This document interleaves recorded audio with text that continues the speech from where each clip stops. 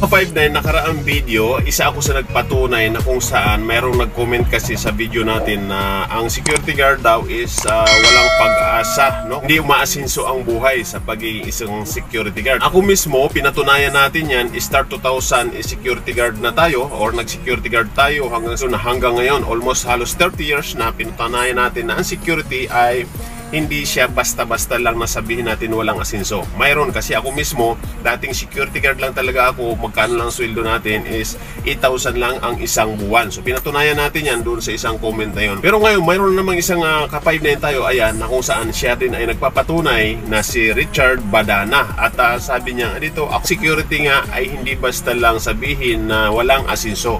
So ito, isa siya nagpatunay, no? Si Richard Badana. At ang sabi niya nga ay, ako boss, sa pag-SG ko nakapatayo ang bahay worth of 500,000. Yun yung napatayo daw niyang bahay sa pag-SG niya lang or sa pag-security guard niya lang.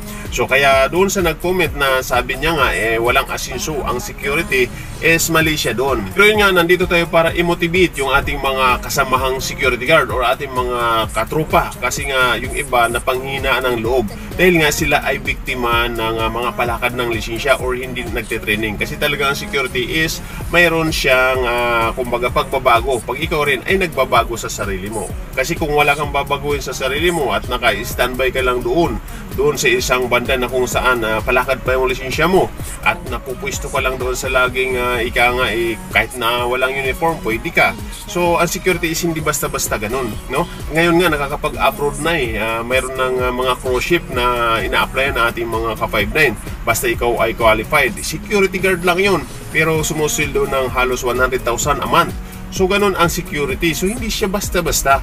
Kanya nga lang, yung iba kasi ng mga nagko-comment or yung iba kasi na hindi na-training talaga, wala silang alam kung paano i-enhance yung security or paano nila paasinsuin yung buhay nila at paano nila paasinsuin yung sarili nila. Actually, ito na yung sagot natin dito, no, kay Richard Badana. Ito naman maiksi lang yung kanyang comment dahil nga siya ay nagpatunay lang na kung saan sa pagsisecurity niya is nakapagpatayo siya ng bahay na worth of o halaga ay 500,000 yung halaga ng bahay niya. So, di ba? Patunay niya yun na talagang ang security is hindi basta-basta lang, ay umaangat din talaga ang buhay.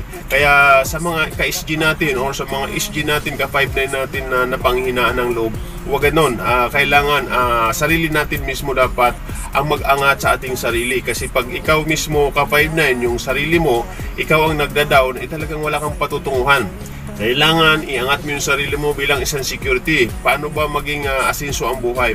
Kailangan, sabi nga nila, bago ang lahat, unahin mo muna yung sarili mo. Kasi pag naunay mo na yung sarili mo sa disiplina, kaya mo ring umasinso sa buhay. Kasi kung sabi nga nila, kung ang sarili mo nga hindi mo makayang magbihis ng maayos ay hindi wala talagang patutunguhan kasi hindi mo rin kayang gawin yung karagdagan mong mga gagawin sa buhay mo. Halimbawa, may mga ka-5-9 tayo, pinapapunta sa seminar, ayaw, di ba? Yun karagdagang kaalaman yun na po pwedeng idagdag sa kaalaman mo na magagamit mo rin siya in the future. So ganun siya.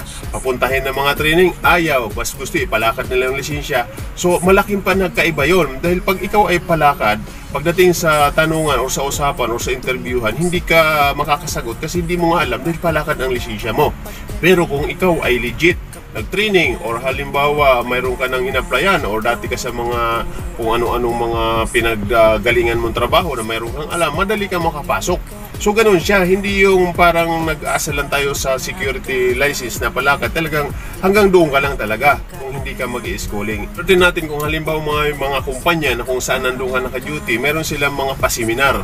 Kaya pag may mga paseminar, ang mga kumpanya na ating kumpanya is kailangan yung umatin. Kasi yun ay para sa atin. Ragdagan ng mga kalaman yun kasi yun ay may certificate. Yun ay magagamit natin pag tayo ay mag-apply sa ibang security agency. Yun po yung technique doon. Kasi kung wala kang alam talaga at hindi ka umaatin ng mga patawag or mga meeting or marksmanship, mga ganyan, is talagang wala kang alam. So mangyayari, pag nag-apply ka ng ibang agency, hindi ka talaga tatanggapin. So kailangan mo i-enhance talaga yung sarili mo. Kaya nga, hanggat maaari, iwasan na magpalakad ng license. Kailangan mo talaga mag-attend ng training.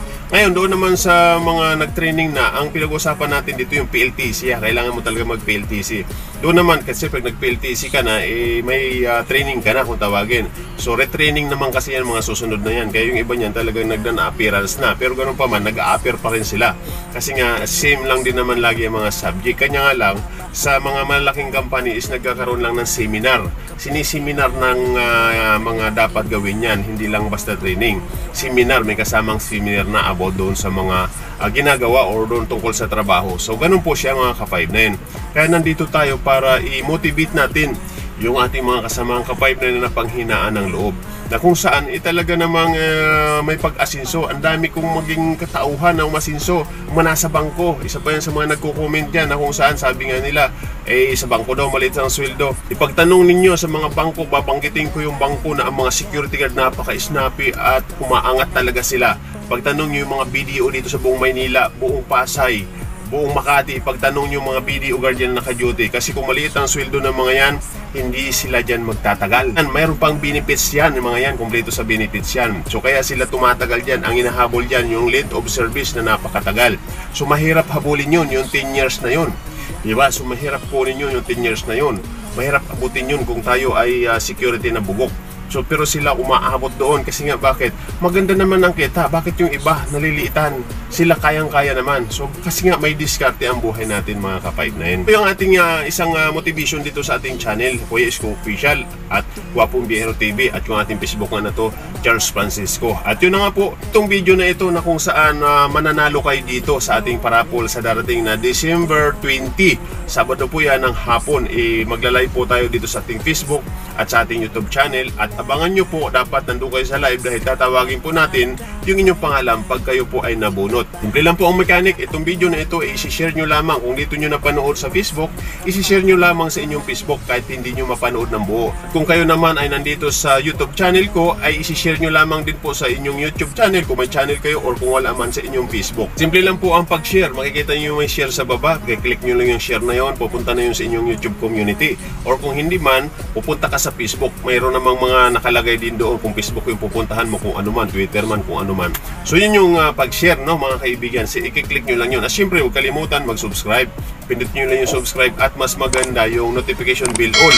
Kasi nga para pag may upload video tayo, mag-a-appear po yan sa inyong cellphone. At mapapanood nyo po yung video nito para mapanood nyo at ma-share nyo at makasali na kayo sa raffle na ating gagawin. Ayan po, ito po ang ating pang-apat na entry na video natin ito. Kaya abangan niyo po ang ating live ng December 20 at syempre sa ating Facebook at saka sa ating YouTube channel. Muli po, Kuya Isko Official at Guwapong Biyahero TV at syempre yung ating Facebook account nga, Charles Francisco na yan. At syempre pakisuportahan nyo lang po yung ating mga video upload at abangan nyo po ang ating mga susunod na kasagutan sa inyong mga katanungan. Baka pangalan nyo na ang susunod nating babasahin at sasagutin dito sa ating ginagawang video na ito. So maraming salamat po mga ka-5-9 sa inyong lahat at maraming salamat sa support. Angelic Magsino at Winnie Nalagon, maraming salamat sa inyo at syempre sa ating mga tagapanood, sa inyong mga tagapanood Angelic at syempre sa mga tagapanood ni Winnie Nalagon, shoutout po sa inyo. Buhay po tayong lahat at mabuhay po Pilipinas. Kuya Isko, Charles